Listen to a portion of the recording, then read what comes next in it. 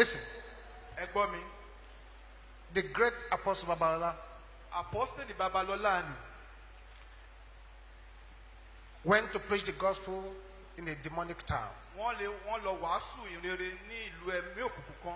And he went to the king in the place Wọ́n sì tọ̀ ọba tó wà ní ìlú ìlọ to ask for a land láti béèrè fún ilẹ̀ to build the church. láti kọ́ ilé Ọlọ́run sí. The king, who was also a demonic person, Ọba pẹ̀lú tó jẹ́ pé ẹlẹ́mìí òkùnkùn lòun because náà jẹ́. our forefathers had a lot of demonic satanic intelligence. Nítorí pé àwọn bàbá ńlá wa gan wọ́n ní ọ̀pọ̀lọpọ̀ ọgbọ́n ti ẹ̀mí òkùnkùn. The king, who was not interested in the gospel, Ọba wàyé tí ò fẹ́ ìhìnrere. who is also practically a demon in his own right, Tó sì jẹ́ pé ẹ̀mí òkùnkùn gan lòun náà tá a bá wò fínífíní. he gave the man of God the forbidden bush. Ó bá fún ìránṣẹ́ Ọlọ́run ní igbó àìwọ̀ kan. The forbidden bush. Igbó àìwọ̀. A bush where nobody goes. Igbó tí kò sí ẹni tí ń lọ síbẹ̀. When pregnant women die, they throw them there. Nígbà tí àwọn aláboyún bá kú, wọ́n á sọ wọ́n sínú igbó When yìí. people with familiar spirits die, they throw them there. Nígbà tí àwọn tó ń lé ẹ̀mí rẹ̀ bá kú, wọ́n á sọ wọ́n sínú igbó yìí. Nobody goes there. Kò sí ẹni tí máa ń wọ inú igbó yìí lọ. Those who have ventured to go in, Àwọn tó ti rò ó, tó sì gbé gbèsè láti wọ inú igbó yìí. they did not last 24 hours Wọ́n di ọjọ́ kejì before they died. kó tó di pọ́n kú. That was the place the king gave to the man of God. Irú bíbà yìí ni wọ́n fún ìránṣẹ́ Ọlọ́run. The man of God thanked the king profusely. Ìránṣẹ́ Ọlọ́run ó dúpẹ́ gidigidi lọ́wọ́ ọba. While the king was just looking at him, Nígbà tó bá kàn yín mú sí i, just thanking us. ó ń dúpẹ́ lọ́wọ́ wa. And the man of God went out, Ìránṣẹ́ Ọlọ́run bá jáde lọ. took his prayer warriors, Ó bá gbé àwọn àfàdúrà jagun rẹ̀. and they went to this bush. Wọ́n bá wọ inú igbó yìí lọ. When they got there, Nígbà tó ń dé inú igbó, the man of God began to pray. ni ìránṣẹ́ Ọlọ́run bá bẹ̀rẹ̀ sí gbàdúrà. Pray. Ó gbàdúrà. Some of those who were there that day with cutlass to cut the bush, Àwọn tó wà níbẹ̀ nígbà wọn pẹ̀lú àdá kọ́ lè. some of those, Àwọn mìíràn tó wà níbẹ̀ pẹ̀lú àdá láti gé oko. they are still alive. Wọ́n sì wà láyé síbẹ̀. They told us what I'm telling you now. Wọ́n sọ fún wa nǹkan tí mò ń sọ fún yín. That as they got there, Pé wọ́n ti débẹ̀. man of God rang his bell, Ni ìránṣẹ́ Ọlọ́run bá lu aago and with a very loud voice. pẹ̀lú ohùn tó lọ sókè rárá. Because the man has a loud voice. Nítorí pé ọkùnrin ó ní ohùn tó Because jágara. in their days, there were no microphones. Òní nígbà títí wọn ò ní ẹ̀rọ gbohùngbohùn. And they addressed thousands of people Wọ́n á sì máa bẹ́ ẹgbẹgbẹ̀rún àwọn with ènìyàn a sọ̀rọ̀. loud voice. Pẹ̀lú ohùn tó lọ sókè. He just said, Ọkàn wípé. "Oh God, arise Ọlọ́run dìde. and let your enemies in this bush be Kò scattered." sì jẹ́ kí àwọn ọ̀tá rẹ tó wà nínú igbó ìtúká. That was all he said. Kókó àdúrà kan ṣu tán wí rèé. They said they Only- had people running. Wọ́n kàn pọ́ táwọn èèyàn ń sáré.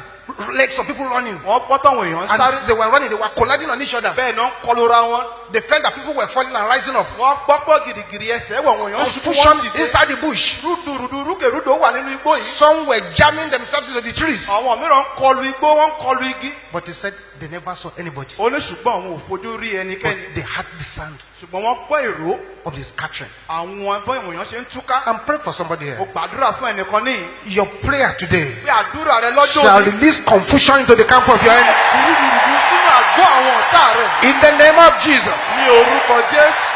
So the prayer of "Oh God, arise" releases confusion into the camp of the enemy because it scatters them. Kò ní pé àdúrà jẹ́ kí Ọlọ́run dìde. Á mú rúdurùdu wọnú àgọ́ àwọn ọ̀tá. Á sì tú They wọn will ká. run scatter. Wọ́n bá ń sá dìgbàdìgbà. Even if you are not careful, Tẹ́ ẹ̀ bá wá ṣọ́ra pa. you that you call the prayer, Ìwọ tó pe kókó if àdúrà. you don't clear out of the way, Tó o bá kúrò lọ́nà fún in their confusion they may jam you nínú rúdurùdu gan lè kọlù ọ́. because it's a prayer to scatter. Nítorí pé àdúrà láti túká ni. They say legs were running. Òun gbọ́ kàn gbọ́ wọ́n ń sáré káàkiri.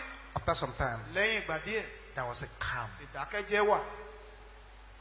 and he ordered them to begin to cut the bush. Ó bá pàṣẹ fún wọn kọ́kọ́ bẹ̀rẹ̀ sí gé igbó yìí. As they were cutting the bush Wọ́n ti ń gé igbó from the mountains, láti àwọn ibi gíga. they saw a mighty python Wọ́n bá rí ejò láńkọ níbẹ̀ crawling down. tó ń wọ́bọ̀ sí ilẹ̀. Those cutting the grasses wanted to run away. Àwọn tó ń gé koríko wọ́n fẹ́ sá lọ. Baba said, "Stay there. Ni bàbá ni ẹ dúró síbẹ̀. Continue to cut your grass." Ẹ máa tẹ̀síwájú nínú igbó tẹ̀ ń gé yìí. They continue cutting it, Wọ́n tẹ̀síwájú wọ́n ń gé koríko lọ. and the serpent came Bẹ́ẹ̀ ni ejò yìí bá ń wọ́bọ̀. majestically. Ló ń wọ́bọ̀ ló ń yanbọ̀. Ló Majestically, ń yanbọ̀. the kind of python serpent that if they swallow a person, you won't see the person again. Irú àwọn ejò yìí gan tó bá gbé odindi èèyàn mi gan ẹ̀ ló mọ̀ pọ́n pé nǹkan kan mi.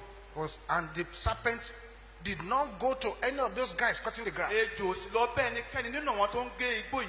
Just went straight to the man of God. ọ̀dọ̀ ìránṣẹ́ ọlọ́run yìí ló lọ Straight, tààrà. just he knew who he wanted. ó mọ ẹni tó ń wá lọ. And he went straight for him. ó sì lọ tààrà sọ́dọ̀ ìránṣẹ́ ọlọ́run. And the man watched the snake coming. ní ìránṣẹ́ ọlọ́run náà bá wo bíbí ejò náà ti ń wọ́ bọ̀. He was not impressed at all.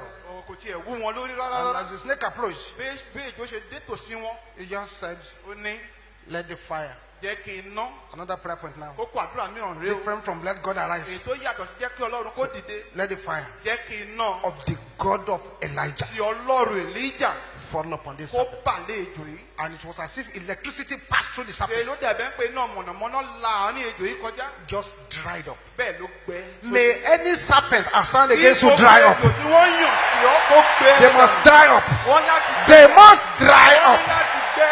In the name of Jesus. A sevenfold amen. àmì ní ìlọ́po méje.